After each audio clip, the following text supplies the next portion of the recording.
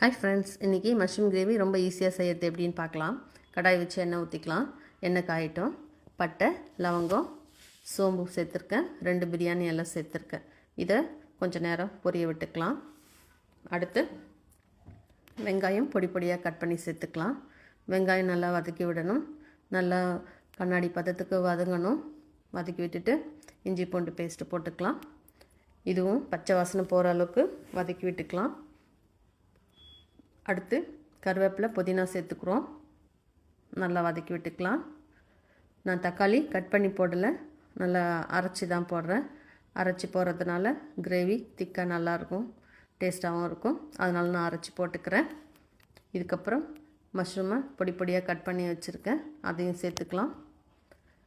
நீங்கள் 2ஆவோ இல்லை 4ஆவோ கட் பண்ணிக்கோங்க. நான் நல்லாவே பொடியாக கட் பண்ணியிருக்கேன். இதையும் நல்லா வதக்கி விட்டுக்கலாம். அடுத்து இதுக்கு தேவையான உப்பு சேர்த்துக்க போகிறோம். கிரேவிக்கு தேவையான உப்பு சேர்த்தாச்சு. இதையும் நல்லா வதக்கி விட்டுக்கலாம்.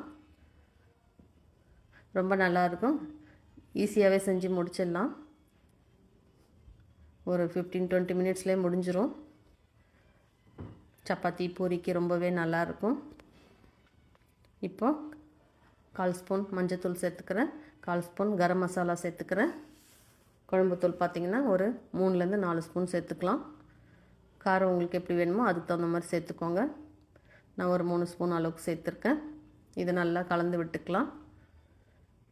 மஷ்ரூம் தண்ணி விடும், அதனால் கொஞ்சமாகவே தண்ணி சேர்த்துக்கலாம். கொஞ்சமாக தண்ணி சேர்த்து வேக வைக்கலாம். சீக்கிரமே வெந்துடும். ரொம்ப நல்லாயிருக்கும். இட்லி தோசைக்குமே நல்லாயிருக்கும். இப்போ ரெடி ஆகிடுச்சு. ரொம்ப சூப்பராக இருக்கும், டேஸ்ட்டுமே நல்லாயிருக்கும். புலாவு கூட தொட்டு சாப்பிட்லாம், அவ்வளோ நல்லாயிருக்கும். கடைசியாக புதினா சேர்த்து இறக்கிக்கலாம். ஒரு முறை செஞ்சு பாருங்கள், எல்லாருக்குமே பிடிக்கும். இந்த வீடியோ உங்களுக்கு பிடிச்சிருந்தால் லைக் பண்ணுங்கள், ஷேர் பண்ணுங்கள், சப்ஸ்கிரைப் பண்ணுங்கள். தேங்க்யூ ஃபார் வாட்சிங்.